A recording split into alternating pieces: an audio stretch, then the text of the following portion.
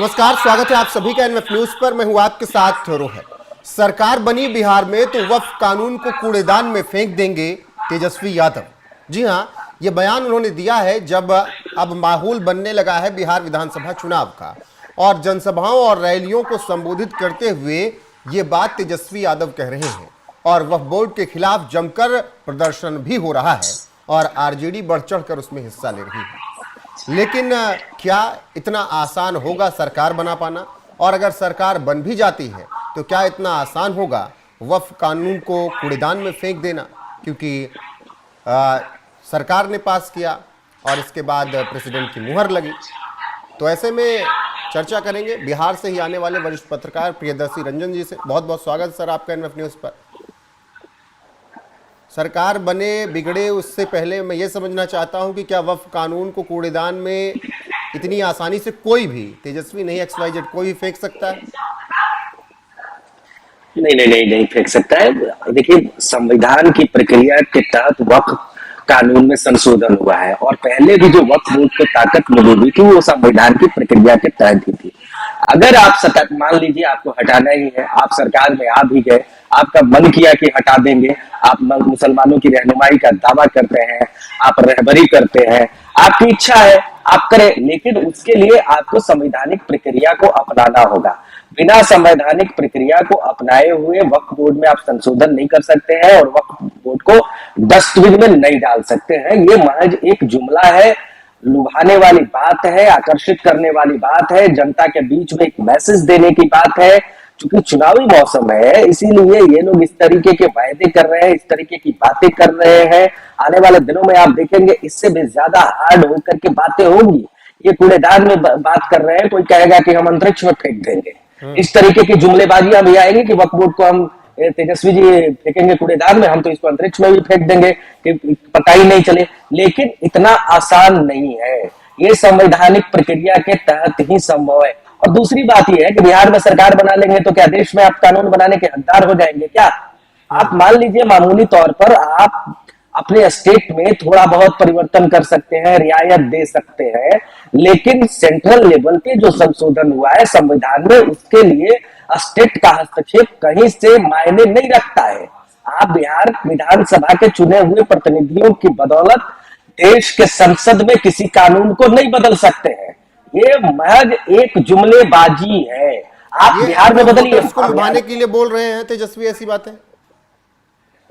तमाम दल बोलते हैं, तेजस्वी भी उन्हीं में शामिल है। चुनावी मौसम है, इस तरीके की बातें होंगी, इस तरीके की भाषा का प्रयोग होगा। मुसलमान चूंकि फ्रैक्चर्ड हो रहे थे, कई दावेदार उभर करके आ गए थे। प्रशांत किशोर ने दावा ठोक दिया था। चिराग पासवान की भी रामविलास वाली एक लेगेसी है जिसमें कहीं न कहीं मुसलमानों का एक खेमा है जो चिराग पासवान के प्रति सॉफ्ट कॉर्नर रखता है। भारतीय जनता पार्टी भी इन दिनों पासवानदा मुसलमानों के बहाने बिहार के मुसलमानों के बीच सिंधमारी करने की कोशिश कर रही थी। जनता दल यूनाइटेड अभी तक खड़ा है जी। लेकिन प्रियदर्शी जी, अगर तेजस्वी इतनी बात करेंगे वक्फ बोर्ड को कूड़ेदान में फेंकने की, वक्फ बोर्ड को खत्म कर देने की, तो चलिए मान लीजिए मुस्लिम वोटर उनकी तरफ आएगा भी, तो क्या एक बड़ा तबका जो है वोटर वो छिटकेगा नहीं उनसे? देखिए, ये गोलबंदी की राजनीति होती है। आरजेडी की जो राजनीति है, लालू यादव की जो राजनीति है और तेजस्वी यादव की जो राजनीति है, ये राजनीति है मुसलमानों और यादवों को एकजुट रखो माय समीकरण। उस पर ये लोग काम करते हैं, उसको अपना बेस मानते हैं और बाद में थोड़ा बहुत इधर उधर से वोटों को इकट्ठा करते हैं। वही इनकी कोशिश है कि कम से कम बेस नहीं ले। हाल के दिनों में जिस तरीके से मुस्लिम वोटरों को लेकर के चहल पहल था, मुस्लिम मतदाता तेजस्वी यादव से थोड़े विमुख भी हो रहे थे। उपचुनाव में इसका परिणाम भी देखने को मिला जब बेलागंज में, जो कि आरजेडी का गढ़ हुआ करता था, 90 के बाद वहां आरजेडी चुनाव नहीं आ रही थी, इस बार चुनाव हार गई। मुसलमान प्रत्याशी प्रशांत किशोर ने खड़ा किया था, उनको 15,000 18,000 वोट आ गया। रामगढ़ में भी कहीं इसी तरीके से मामला, तो एक डर चल रहा था। जनता दल यूनाइटेड, हालांकि जनता दल यूनाइटेड लाख दावा कर ले, लेकिन किसी भी चुनाव में मुसलमानों का 12% से अधिक वोट जनता दल को वोट नहीं मुसलमानों ने किया है। ये बात और है कि बढ़ चढ़ करके मुसलमानों की जितनी रहनुमाई जनता दल यूनाइटेड ने की, शायद आरजेडी ने नहीं की। चाहे कब्रिस्तान की घेरेबंदी की बात हो, पासमानदाओं को मेन एक्सट्रीम में लाने की बात हो, राज्यसभा में भेजने की बात हो, विधान परिषद में भेजने की बात हो मुसलमानों, उस लिहाज से जनता दल यूनाइटेड ने जो उसको मिला उससे कई गुना बढ़ करके इनाम दिया जनता दल यूनाइटेड ने, नीतीश कुमार ने। इसका नुकसान भी नीतीश कुमार को होता है, क्योंकि एक खेमा यह सोचता है, कहता है कि भैया वोट हमारा और आप मेवा किसी और को दे देते हैं, ऐसा कैसा, ये नहीं होना चाहिए। लेकिन बावजूद मामला तो ये है कि मुसलमानों को तोड़ने की कोशिश हो रही थी, इसीलिए आपने देखा होगा किस तरीके से मुस्लिम फ्रंट को आगे करके तेजस्वी यादव बिहार के मुसलमानों को साधने में लगे हुए हैं।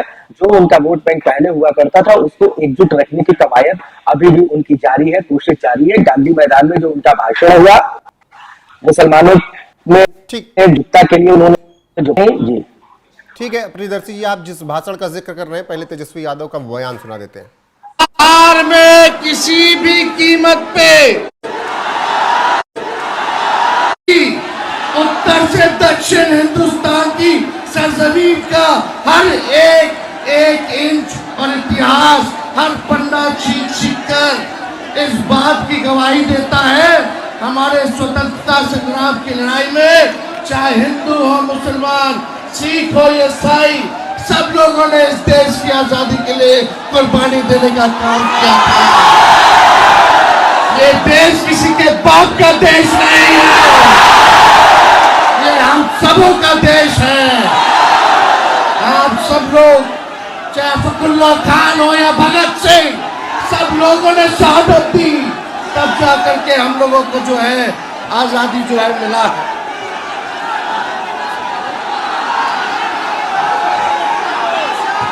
देखिए, सबसे महत्वपूर्ण बात, आपके जमीनों को छीना जा रहा है। अब भाजपा सत्ता से जाने वाली है तो हम सब के गरीब, पिछड़ा, दलित, अति पिछड़ा, अल्पसंख्यक समाज के गरीबों का वोट का अधिकार भी छीनने का काम करने जा रही है। अभी नया इलेक्शन कमीशन का नोटिफिकेशन आया है कि 8 करोड़ वोटर का फिर से वो नया सूची बनाने जा रहे हैं और मात्र के अंदर जो है नई सूची को बनाना है, का प्रयास कर रहे हैं। इसको भी कहीं भी आप लोग सचेत रहिएगा, ध्यान रखिएगा कि वोटर लिस्ट से किसी का नाम हटे ना। ये बड़ी साजिश है, वोटर के फिर पेंशन से नाम हटाएंगे, ये लोग देश को तोड़ने का काम कर रहे हैं। आदरणीय लालू जी ने कहा था फैसला आप लोगों को करना, ज्यादा समय नहीं है। मीडिया के, अखबार के लोग विपक्ष की बातों। प्रियदर्शी जी, बात तो वही हुई ना कि ये तेजस्वी कह रहे हैं कि ये देश किसी के बाप का देश नहीं है। बिल्कुल है, ये पूरे 140 करोड़ का देश है। लेकिन अगर जब वो इस बात पे कह रहे हैं कि वक्फ कानून को कूड़ेदान में हम फेंक देंगे, तो ये भी तो ऐसी ही बात हो गई ना कि अपने बाप का देश समझ लिया जा रहा है। बिल्कुल, ये भाषा राजनीतिक शुचिता के खिलाफ है। अगर आप सूची बनाए कि कौन कौन सी भाषा अमर्यादित है राजनीति में, तो उसमें ये भाषा भी किसी भी पार्टी की ओर से कूड़ेदान फेंकने वाली किसी भी संवैधानिक चीज की बात होती है तो उसको नहीं कहा जाना चाहिए। आप बताइए कि हम आएंगे तो संवैधानिक प्रक्रिया बदल देंगे या उसके बदलाव क्या शुरू करेंगे, दबाव बनाएंगे। आरोप लगाते हैं कि संविधान मोदी सरकार बदल देगी। देखिए, ये राजनीतिक प्रॉक्सी वॉर चल रहा है, पॉलिटिकल प्रॉक्सी वॉर कहिए। जिस तरीके से ये चीजें चल रही है, आपने देखा तेजस्वी यादव की भीड़ में किस तरीके से ये उत्साहित थे। इन्होंने अब जब लगा कि मुसलमान एकजुट हो गए तो इन्होंने अब दूसरा मुद्दा छेड़ दिया है। पहले ही जरूर, और वो राहुल गांधी की भाषा थी, ये भी बोलते रहते थे कि संविधान बदल देंगे, लेकिन अभी देखिए, अभी कह रहे हैं कि वोटर लिस्ट बदल देंगे। तो जनता को एक नया झुंझुना हमेशा राजनीतिक दल देते रहते हैं और उसमें तेजस्वी यादव बखूबी पारंगत हो गए हैं। युवा है लेकिन राजनीतिक सोच उनकी बहुत समृद्ध है, इस बात से इनकार नहीं किया जा सकता है। जिस तरीके से राहुल गांधी उठा रहे थे कि संविधान खतरे में है, संविधान भारतीय जनता पार्टी बदल देगी, एक कदम आगे बढ़ते हुए तेजस्वी यादव का नारा दे दिया, एक नए एजेंडे पर काम करने को कह दिया, नए विचार पर सोचने को कह दिया। या वोटर लिस्ट जो बन रहा है ना, उससे थोड़ा सावधान, उसमें गड़बड़ी हो सकती है।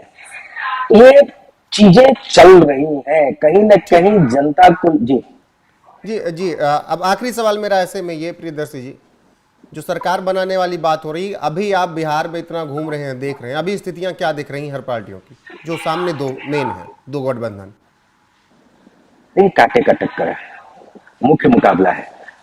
दो पार्टियां, भारतीय जनता पार्टी और आरजेडी, आमने सामने है, और इसके साथ जो जो पार्टियां रहेंगी वो रेस में रहेंगी। मुख्य पार्टियां यही आरजेडी और भारतीय जनता पार्टी। जनता दल यूनाइटेड की भी वो स्थिति नहीं है कि वो मुख्य पार्टी आज की तारीख में बिहार में बन सके। किसी न किसी के साथ इन पहले भी रहते थे, रहना ही पड़ेगा। अब स्थिति और भयावह हो गई है कि आप अकेले या त्रिकोण बनाने की भी स्थिति में नहीं है। दोनों दलों, भारतीय जनता पार्टी और आरजेडी के इर्द गिर्द बिहार की राजनीति बाइपोलर पॉलिटिक्स में अभी है।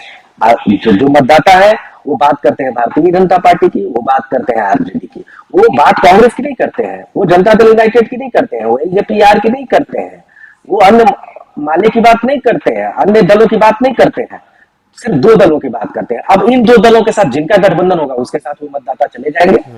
तो पूरी तरीके से बिहार की राजनीति अभी बाइपोलर पॉलिटिक्स में है।